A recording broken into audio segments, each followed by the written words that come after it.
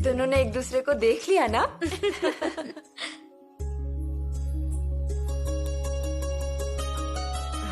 चलिए अब पर्दा हटाइए। आप दोनों एक दूसरे को जी भर के देख लीजिए।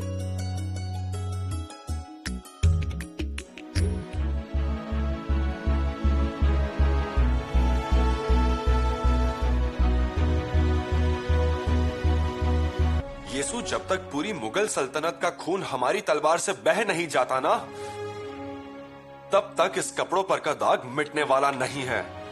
लेकिन उसके लिए खुद का ध्यान रखना पड़ेगा ना। कल तक हम युवराज को बंदी रखेंगे, कहीं जाने नहीं देंगे उन्हें। पंत, हमारी जाने की तैयारी कीजिए, हमें जल्द से जल्द जाना होगा। अचानक इतना क्या जरूरी काम है? जल्दबाजी है।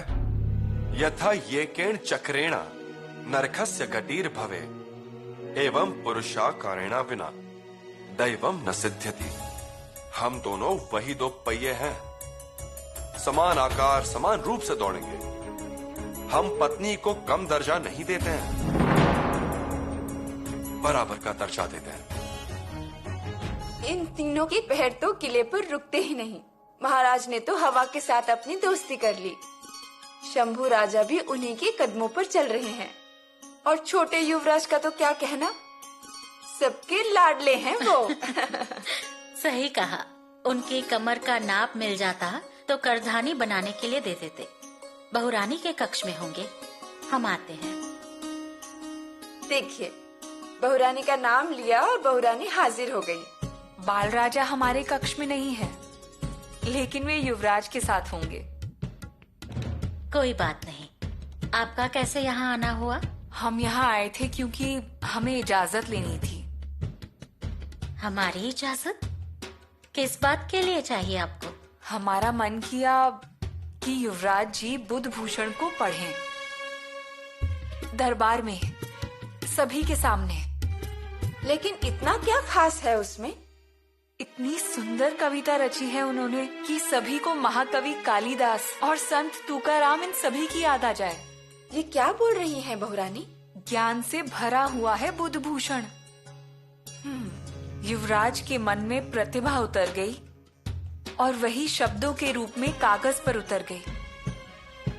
लेकिन वो सब तक पहुंचनी चाहिए ना, हर एक के दिल में वो बस जानी चाहिए। तो उसे बसा दीजिए, हम आपके साथ ही हैं। दरबार में ही उसे पढ़ा जाए। हमारी इजाजत है। हमारी भी। महाराज को बता दीजिए और सबको संदेश दे दीजिए। पर राजकुमार शंभू यहाँ है या नहीं, ये भी देख लीजिएगा। आजकल घोड़े की पीठ पर से जिन निकाला ही नहीं जाता, इसीलिए कहा हमने। वो रहेंगे कल। और वैसे भी हमें बताए बिना युवराज कहीं नहीं जाएंगे। लेकिन ये तय हुआ है कि इस बारे में उन्हें कोई भी जानकारी नहीं देगा। सब तैयारी होने के बाद अचानक उनको पढ़ने के लिए बिठा देंगे। पंत, हमारे घोड़े को तैयार रखिए, हम निकल रहे हैं। लेकिन आप तो कल जाने वाले थे ना? हाँ, पर किले पर सरदार गोलंडे आए हैं, और सरदार गोलंडे मतलब तोप के बड़े जानकार हैं। रास्ते में बातें भी हो जाएंगी और हमें भी उनसे समझदारी की 4 बातें सीखने को मिलेंगी। वो अभी निकले हैं क्योंकि शीशम की भट्टी लगानी है। शीशम की रस्सी में तोप बिठाने के बारे में बोल रहे थे। अगर आप सुबह जाओगे तो भी चलेगा। साथ में चले जाते। इसके अलावा आपको हाथों में चोट लगी है, आज के दिन आराम कीजिए। ऐसे कह रहे हैं आप? क्योंकि अगर आप रानी साहिब को बताने गए तो फिर पूछताछ होगी। इससे अच्छा होगा आप सुबह सुबह जल्दी निकल जाइएगा। फिर हमारे लिए एक टुकड़ी तैयार रखिए, हम सुबह जल्दी ही जाएंगे। जाना जरूरी है क्या? हाँ, क्योंकि उन सारी तोपों में से एक का मुंह हमें एक गुप्त रास्ते की ओर रखना होगा। किले के दक्षिण किनारे पर रखना है। वो रास्ता सिर्फ हमें ही पता है, इसलिए जाना जरूरी है। जी। अरे बस बस, हो गया वो सब। यहाँ बैठेंगी सब रानियां। यहाँ पर बैठेंगी माताश्री, और यहाँ पर छोटी माताश्री धरा भुआ, और यहाँ गलीचा बिछा दीजिए। और यहाँ बैठेंगे किले के सभी लोग और सैनिक। यहाँ पर शतरंज बिछा देती हूँ। नहीं, गलीचा ही बिछा दीजिए। आजी, वो तो नौकर आदमी है, बैठ जाएंगे, जमीन पर भी बैठ जाएंगे। नौकर नहीं, स्वराज के सेवक हैं वो। स्वराज के सेवक भी गलीचे पर ही बैठने चाहिए। गलीचे बिछा दीजिए। जी। यहाँ बैठेंगे प्रबंधक, प्रधान मंडली, मनकारी। दरबार पूरी तरह से भरा होगा।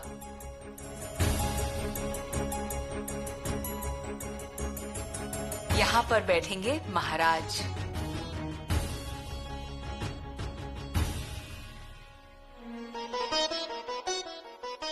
यहाँ बैठेंगे युवराज।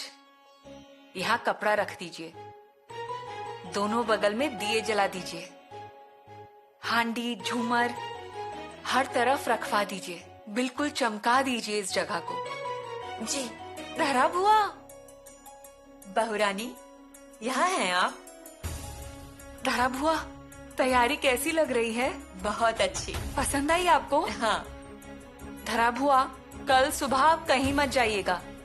अरे मैं यही हूँ, हम सब हैं यहाँ। पर आपके युवराज हैं क्या? क्यों, क्या हुआ? शायद सुबह ही उनका घोड़ा नए किले पर जाने वाला है। किस लिए? जरूरी काम आ गया है, वो जाएंगे ही।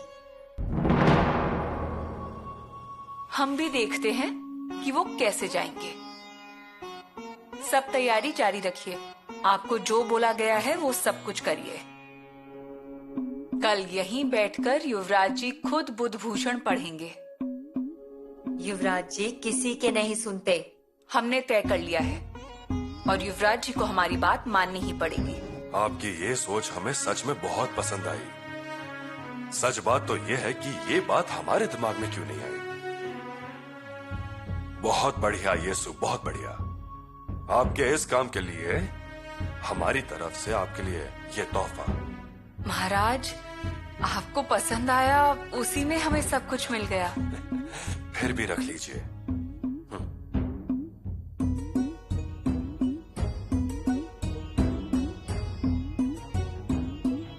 आपकी ये सोच सच में बहुत अच्छी है। बुधभूषण को सबके सामने पढ़ना, और वो भी जिसने बुधभूषण को लिखा है, वास्तव में उनके मुंह से। वाह वाह वाह, ये तो बड़े सौभाग्य की बात है। महाराज, हमने दरबार सजा दिया है। हाँ, लेकिन ये सब आपके सेनापति को मालूम है क्या? नहीं। वो कल सुबह अचानक से गायब हो गए तो? उन्हें मालूम ही नहीं पड़ने देंगे। अचानक उन्हें चौंका देंगे। मतलब अचानक से हमला करेंगे? हाँ, अचानक से हमला कर देंगे। ठीक है, तो आगे क्या मुसीबत है? महाराज, युवराज ने सोचा है कि वे कल ही नए किले पर तोपे बिठाने जाएंगे। हो गया, अब थोड़ी ना रुकने वाले हैं वो। लेकिन अगर वो चले गए तो हम उनसे झगड़ा कर लेंगे। ऐसा मतलब आप तलवार ही निकाल दोगी? लेकिन आप रोकिए ना उन्हें। नहीं नहीं, येसु, आपके पति पत्नी के झगड़े में आप हमें क्यों ला रही हैं? आपको तो बीच में लेंगे ही ना, आप घर के मुखिया हैं। फिर भी समझदार इंसान को कभी भी पति पत्नी के झगड़े में नहीं जाना चाहिए, ऐसा कहा जाता है। क्यों? क्योंकि पति पत्नी का झगड़ा शुरू होने से पहले ही खत्म हो जाता है। पिताश्री, इसीलिए कह रहे हैं, आप ही बात कीजिए, आप ही तय करिए और आप ही उन्हें रोकिए।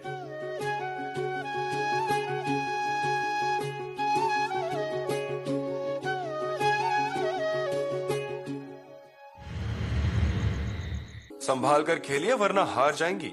हम तो आपकी खुशी के लिए खेल रहे हैं, नहीं तो हमें क्या पसंद है ये खेल। आपको पसंद नहीं है? क्या वजह है इसकी? इस खेल में रानी कहाँ है? सब हैं, राजा, वजीर, ऊंट, घोड़ा, सैनिक, लेकिन रानी नहीं है।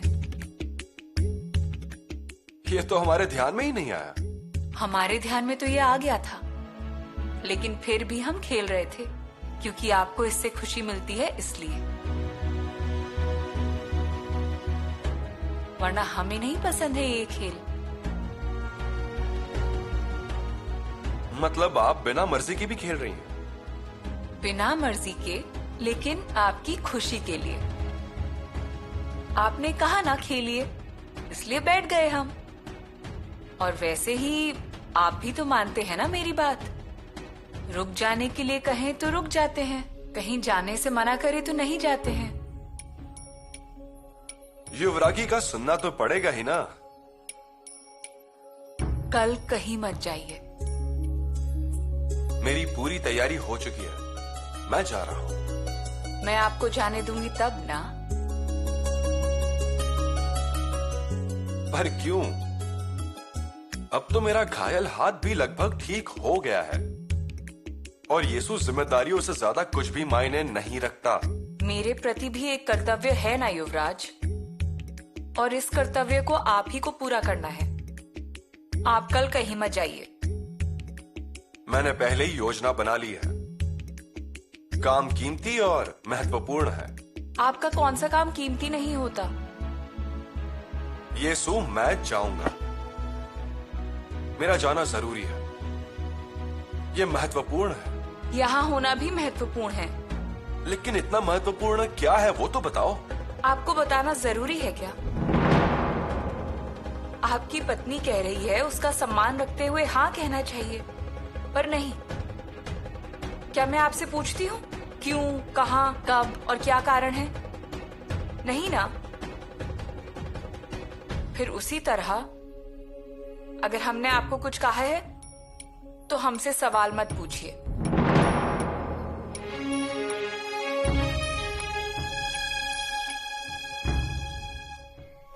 युवराज, युवराज आइए, प्रसाद लीजिए। हे भगवान, मुझसे गलती हो गई। वह युवराज नहीं है, कविराज है। कविराज, सुनिए कविराज। तलवार गायब है, ढाल भी नहीं है। कहाँ गए युवराज? युवरागी, अभिवादन रहने दीजिए। युवराज कहाँ हैं? वो तो किला छोड़ चुके, सुबह सुबह ही जा चुके हैं। हाय भगवान, अब क्या? हमने उनसे इतना कहा फिर भी वे चले गए। वह हमसे बिल्कुल प्यार नहीं करते, वह प्रशासन को प्यार करते हैं। अब हम महाराज से क्या कहेंगे? रानी सोयरा, चलिए, आप तैयार हैं? हाँ, हम तो आपका ही इंतजार कर रहे थे। रानी पुतला जी, अरे देखिए तो सही, हमने खास साड़ी पहनी है आज। आप बहुत प्यारी लग रही हैं। बेशक, हमारे पुत्रों के द्वारा रचित बुद्धभूषण सुने जा रहे हैं, तो दरबार में उसके अनुसार कपड़े पहनने चाहिए ना? जी हाँ, सही कहा। आप भी आज बहुत प्यारी लग रही हैं। आपका चेहरा चमक रहा है। वो क्या है ना, राजकुमार शंभू आज सार्वजनिक रूप से बुद्धभूषण पाठ का पाठ करने जा रहे हैं। इस बात की मुझे इतनी खुशी हो रही है। और अब हम आपको ऐसी बात बताएंगे जिससे आपको और खुशी मिलेगी। अरे बाबा, वो क्या है? बताते हैं। पहले आंखें बंद करिए। पहले आंखें बंद कीजिए, तब हम आपको बताएंगे।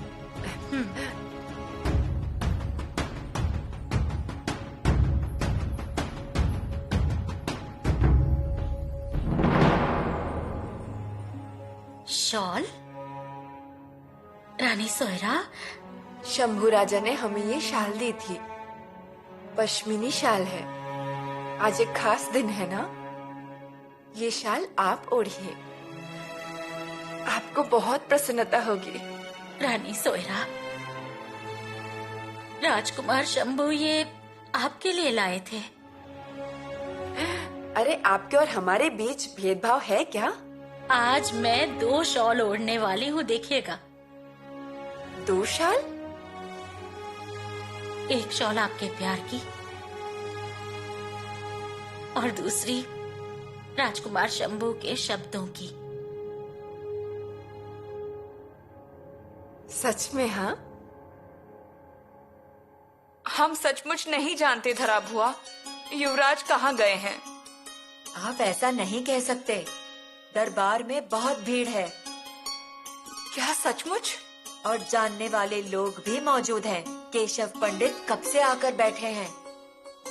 हे भगवान, केशव पंडित भी आए हैं? हाँ बिल्कुल, मंत्रिमंडल आए हैं, प्रशासक और किले के संरक्षक मौजूद हैं। महाराज ने संदेशा भेजा है, अभी आकर सिंहासन पर बैठेंगे। सभी रानियां तैयार होकर दरबार की ओर जा रहे हैं और आप अभी तक यहीं हैं।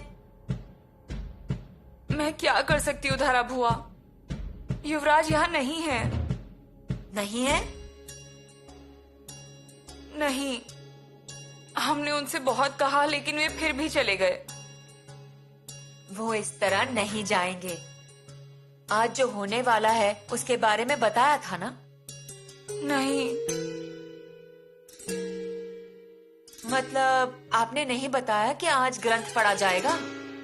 नहीं, लेकिन हमने उनसे कहा था कि आज वे किले से कहीं ना जाएं। यही भूल कर दी आपने। आपको उन्हें सारी सच्चाई बतानी चाहिए थी ना।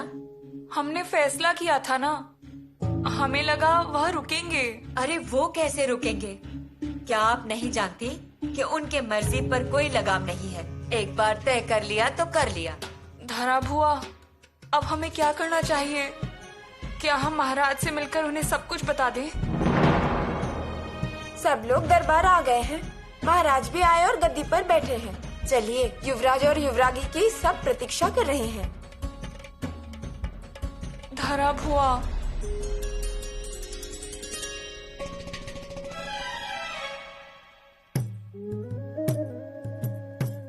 क्या शब्द लिखे हैं आपने?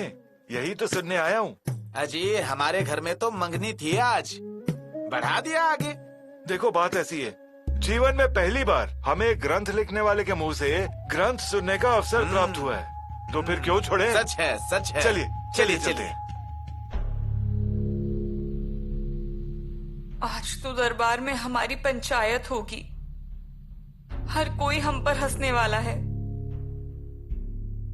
युवराज को ऐसा नहीं करना चाहिए था, लेकिन मैं उन्हें कैसे दोष दूं? हमने तो उन्हें कुछ बताया ही नहीं।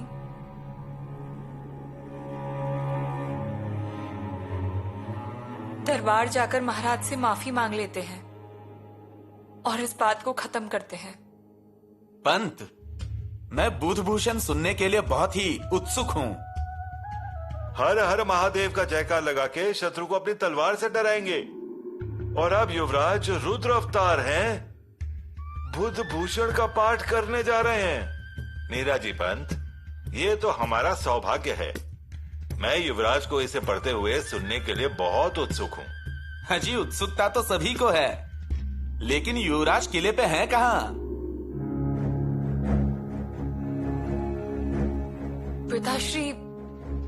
पिताश्री, हम चाहते हैं। येसु, आप चिंता मत कीजिए, सब ठीक हो जाएगा। सब ठीक कैसे हो सकता है पिताश्री? युवराज तो। हमें देर हो गई है, दरबार इंतजार कर रहा है। चलिए। लेकिन पिताश्री। चलिए येसुबाई।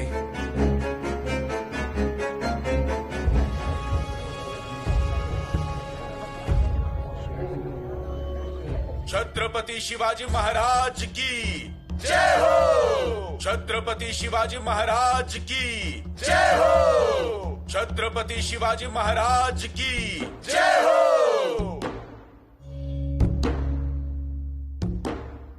श्री गणाधिपते नमः। श्री नरहरि रूपाय नमः।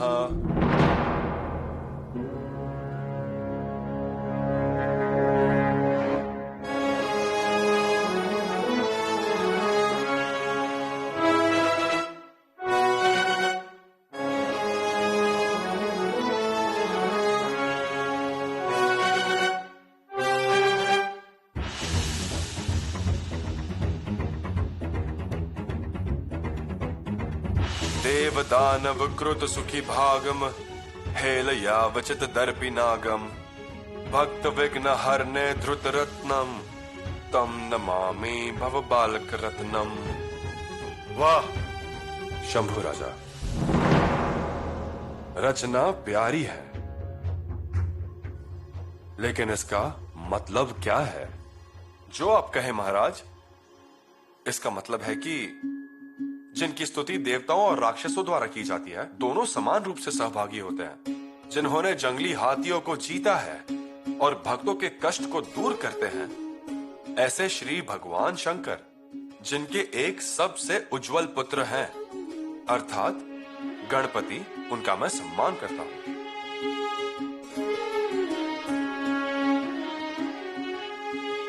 भुषबलान वय सिंधु सुधाकरा प्रतीत कीर्ति रुदार पराक्रमा अब वदर्थ कलास विशारदो जगती शाह नृपः शितिवासव।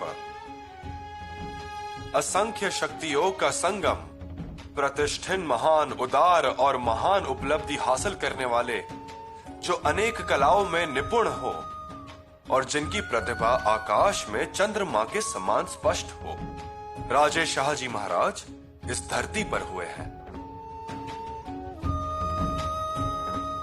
उन्होंने कई शत्रु मस्ताने राजाओं के सर भगवान शंकर को अर्पण कर दिए।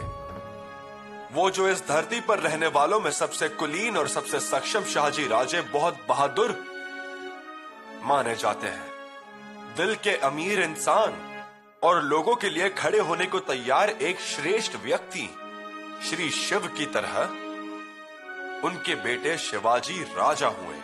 छत्रपति शिवाजी महाराज की जय हो। छत्रपति शिवाजी महाराज की जय हो। छत्रपति शिवाजी महाराज की जय हो। कलिकाल भुजंग मावली डम निखिलम धर्मम वेक्ष विकलम यह जगत परिरंश तोव तापो त शिव छत्रपति जय दे जय।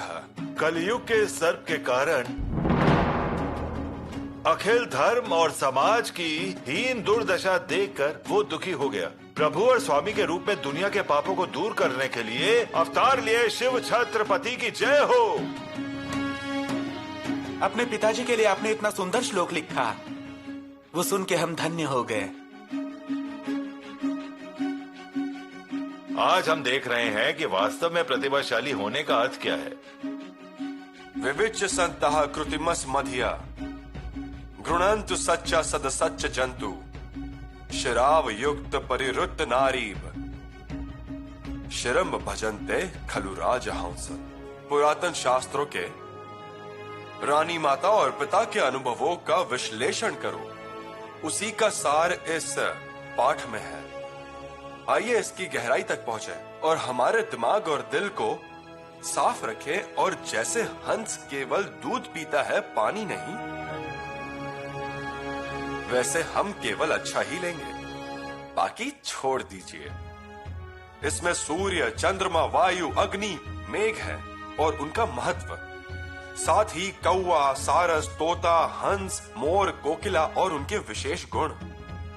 इसके अलावा हाथियों का निरीक्षण और घोड़ों का निरीक्षण युक्त है ये ग्रंथराज, जो पेड़ों और पौधों की भी बातें करता है। चंदन, लाल चंदन, मल्लिकार्जुन का पेड़, आम का पेड़, ताड़ी, नारियल, केले का पेड़, अनार, बबूल। युवराज, बबूल के बारे में भी लिखा है आपने इस बुधभूषण ग्रंथ में? हाँ, कात्रम कंटक संकुलम प्रविरल छाया न छाया सदहु निर्गंध हा कुसुम उग्रव स्तव खलन सद्विनाशक क्षमा। बबूल द्रुम मूल मिति न जन सत्ता वदास्ता मोह अन्य शाम पिशाखी नाम फलवताम रक्षार्थ मानियस। इसका अर्थ है दिल और दिमाग कांटों से भरा हुआ है, छाया ज्यादा नहीं है। बबूल के पेड़ के नीचे आश्रय के लिए कोई भी अच्छा व्यक्ति खड़ा नहीं होता, क्योंकि फूल में सुगंध नहीं, फल भूख को संतुष्ट नहीं करेंगे। लेकिन इसके बावजूद भी बबूल की लकड़ी का प्रयोग कर घर की सुरक्षा की जाती है। यह है बबूल की छिपी प्रतिभा।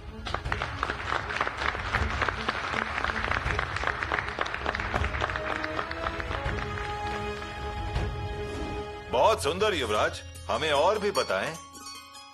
पहाड़ियाँ, पहाड़, नदियाँ, समुंदर, मोती, शंख, कुएं।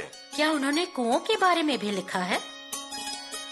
कुओं के बारे में क्या लिख सकते हैं? सगुणे सेवितोपान्ते विनितय प्राप्त दर्शनः नीचोपि कूपः सत्पात्रे जीवनार्थ समाश्रित।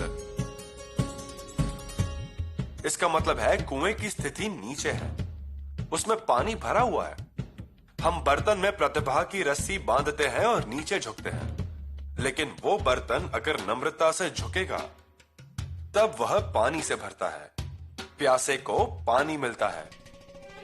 इसलिए लोगों को हमेशा विनम्र रहना चाहिए। चैत्यम नाम गुण स्तवैववत तनु स्वाभाविकी स्वच्छता किम ब्रह्मा शुचिताम व्रजन्ते शुचिः संगेन यस्य बल किम वातः परमास्तुषे स्तुति परम संजीवनम जीवता त्वं च नीच पथेन गच्छसि पयम कस्वा विरोधुम क्षमा।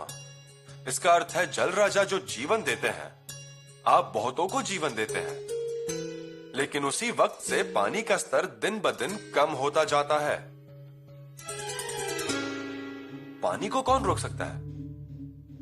अब हमें आपको जीवन का अमृत देना होगा, जिसका अर्थ है बांध बनाना। क्या आप हमसे ये कह रहे हैं कि हमें बांध बनाना चाहिए?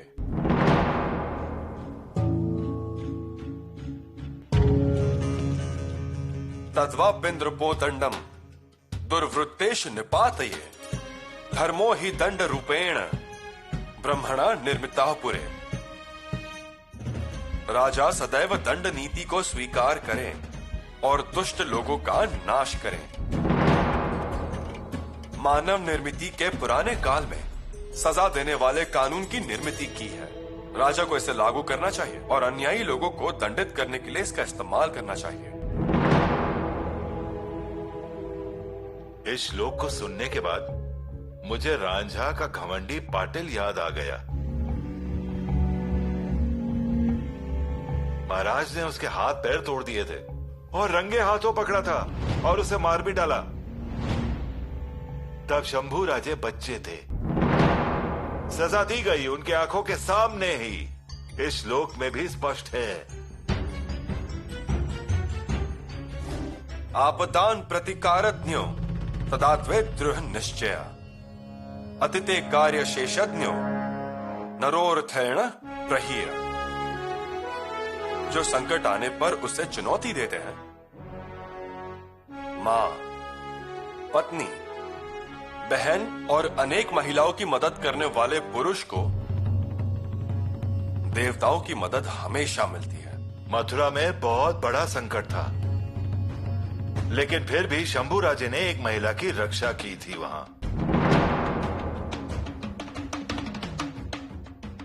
ऐसा कहते हैं। शंभू राजे, क्या बुधभूषण में किसी से दूर रहना है ऐसा उल्लेख है? परान्नम पर वस्त्रम च दूरतः परिवर्चेय। हे प्रभु, दूसरों का भोजन, दूसरों के वस्त्र और दूसरे आदमी की पत्नी मतलब परनारी और दूसरों का घर, इनसे दूर रहे। मंत्री कैसा हो? स्वच्छ, निस्वार्थी, करोति यश्व कार्याणि विदितानि महीपते। एक मंत्री जो अपने कर्तव्यों के बारे में नहीं सोचता है और वो स्वार्थी है, तब वो एक राज्य को गिराने में सक्षम है। किसी आदमी की परीक्षा कैसे ली जाए? नौकरों को ये देखकर परखें कि वो काम करते हैं या नहीं। भाइयों की परीक्षा जब कोई बड़ा संकट हो, और दोस्तों की परीक्षा जब पैसे की जरूरत हो, और एक पत्नी की परीक्षा होती है जब वैभव नष्ट होता है, तब पता चलती है। राजकुमार शंभू, चरित्रवान व्यक्ति कौन है? उसकी विशेषताएं क्या हैं? माताश्री, वह अच्छा सज्जन संग में पर गुणे प्रीति गुणे नम्रता, मतलब अच्छे लोगों के साथ रहने की ख्वाहिश और दूसरों की प्रतिभा के लिए प्यार, प्रतिभाशाली होते हुए भी विनम्र होना, ज्ञान की प्यास, खुद की पत्नी के लिए प्यार, दोषों को नियंत्रित करने की शक्ति और दया। वो जो इन लक्षणों में विश्वास करता है वो चरित्रवान व्यक्ति है। लोभ किसका हो? एक प्रतिभाशाली व्यक्ति से मुलाकात क्या महत्वपूर्ण नहीं है? मूर्खों का साथ, सच्चा शूर कौन? वो जिसने अपनी इंद्रियों को वश में कर लिया हो। असली धन क्या है? ज्ञान। सच्चा राजा कौन है? जिसके आदेश का पालन सब करते हैं और जिसकी वजह से स्त्री की आंखों में डर नहीं रहता, वही सच्चा राजा। छत्रपति शिवाजी महाराज की जय हो। छत्रपति शिवाजी महाराज की जय हो। छत्रपति शिवाजी महाराज की जय हो।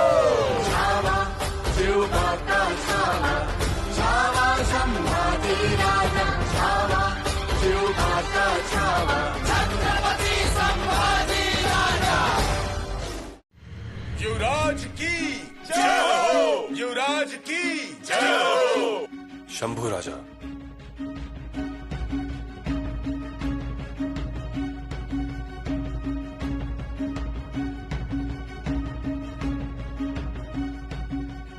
अद्भुत, अलौकिक।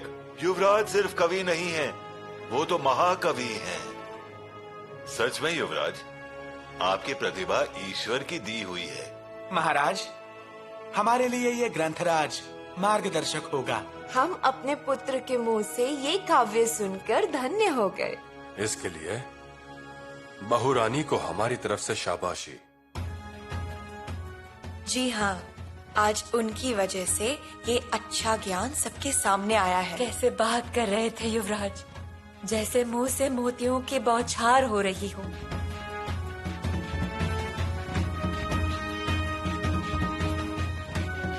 शंभू राजा, आइए, ऐसे आगे आइए।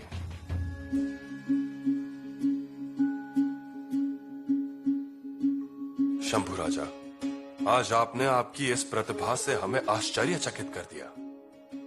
आपके अंदर के इस महाकवि को हमारा प्रणाम। पिताश्री, अलौकिक प्रतिभा और अनोखा पराक्रम, इसका मेल आज आपकी वजह से हुआ। आपके तलवार की धार सबसे श्रेष्ठ है, ऊपर से आपके शब्दों की धार श्रेष्ठ है।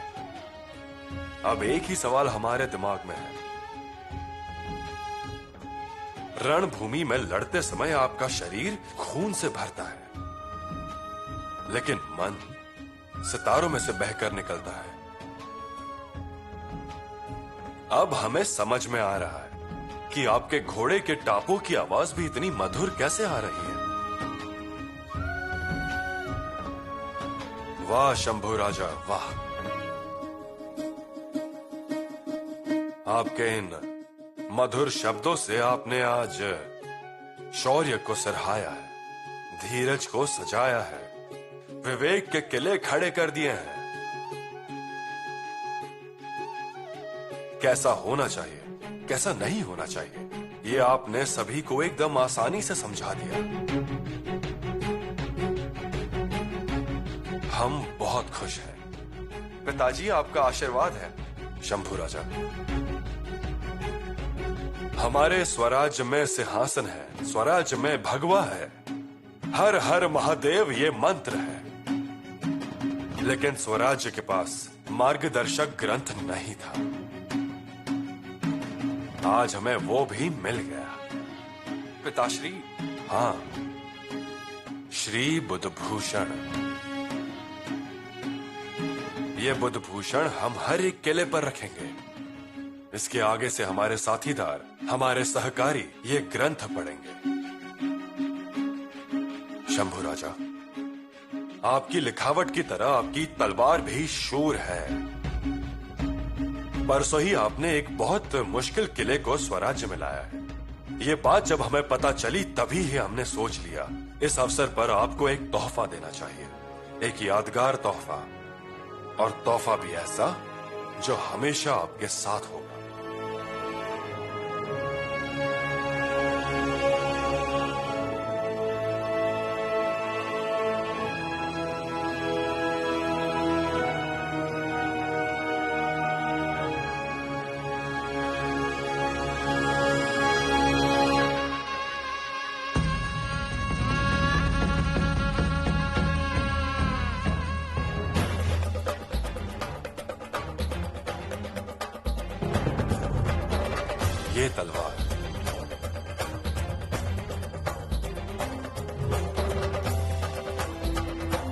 इस तलवार से आपका पराक्रम अजय रहेगा। युवराज की जय हो! युवराज की जय हो! युवराज की जय हो!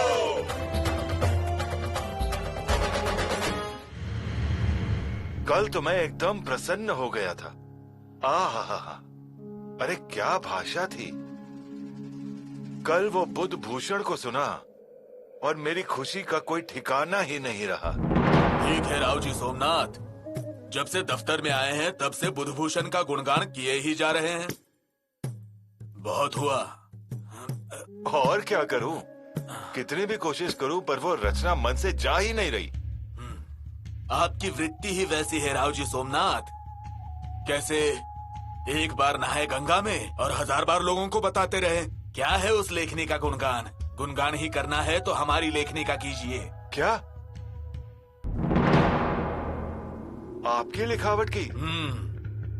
अजी वो कवि लेखनी और मेरी पक्की कार्यालयीन। वो अगर वैसी रही ना, फिर भी पंत एक बात ध्यान में रखनी होगी।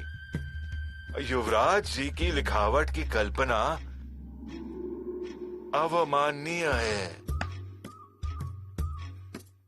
कल्पना विलास? हाँ, उस लेखनी की कल्पना कर सकते हैं, लेकिन इस लेखनी की कल्पना कर ही नहीं सकते। मतलब राव जी, जो काम हजारों तलवारें नहीं कर पाती, वो काम इस लेखनी के एक फटकारे से होती है। वो होशियारी और वो अभ्यास आपका है पंत। क्या मतलब? अजी मल्लिक अंबर के बाद कौन? ये अन्नाजी दत्तो सुरनीस। हाँ, जमीन का बंटवारा स्तर अनुसार धारा लगा के दे दी तो वो अन्नाजी की धारा के नाम से जाने जाते हैं कि नहीं? हाँ, वो तो है। जमीन थक गई, लेकिन ये अन्नाजी दत्तो नहीं। कितना काम करके रखा है अन्नाजी ने, पहाड़ खड़ा कर दिया है काम का। ये जो खौफ है ना मेरा, वो इसीलिए फिरंगी अंग्रेज याद रखते हैं। यही मेरी ताकत है।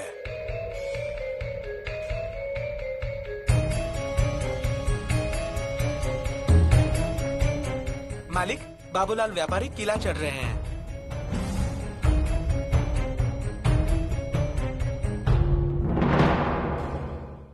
आ गया है हमारे ध्यान में। आप परेशान। युवराज, ये कवला घाटी में जो चौकीदार है उसे गुनाह किया है। उसने नमक के व्यापारी से रिश्वत ली है और 10 गाड़ियां छोड़ दी उसने। नाम? दिनकर यमाजी। रिश्वत ली? नहीं युवराज। अपराध सिद्ध हो गया है तो तुरंत किले से नीचे फेंक देंगे। युवराज अभय दीजिए। मैंने घूस ली, लेकिन आज के बाद नहीं लूंगा। खंडोबा की शपथ। खामोश। भगवान के नाम पर यहाँ का काम चलता नहीं है और चलेगा भी नहीं। क्या कमी है आपको स्वराज्य में? हाँ? तनख्वाह कम है? नहीं।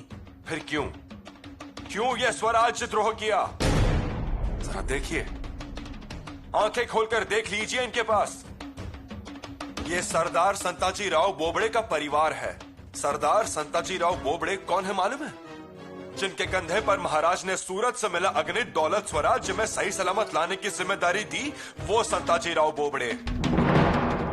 अगणित थैल या बैलगाड़ियां, सोना चांदी हीरे नाणी और बहुत सारी कीमती चीजें। गिनती करने वाले लोग थक गए, लेकिन उन चीजों में से एक मोहर भी अपने पास रखने का मोह नहीं हुआ संताजी राव को। इसीलिए सिंधुदुर्ग खड़ा हो पाया। उस सिंधुदुर्ग के पैर में सिर्फ सिसम नहीं डाला, सरदार बोबड़े की ईमानदारी भी डाली है।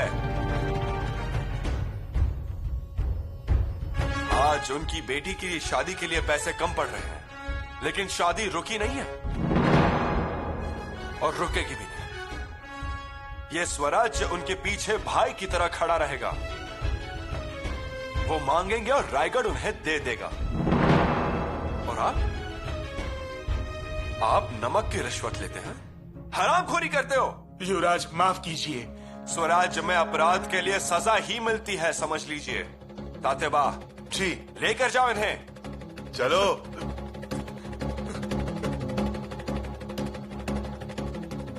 पंत, इन्हें कार्यालय पर अनाजी पंत के पास ले जाइए। शादी में लगने वाला सामान और अनाज से भरी बैलगाड़ी को इनके घर पर रवाना कीजिए। शादी का खर्चा तो देने के लिए कह ही दीजिए, लेकिन उतने ही पैसे बाकी खर्चों के लिए भी देने के लिए कहिए। जाइए।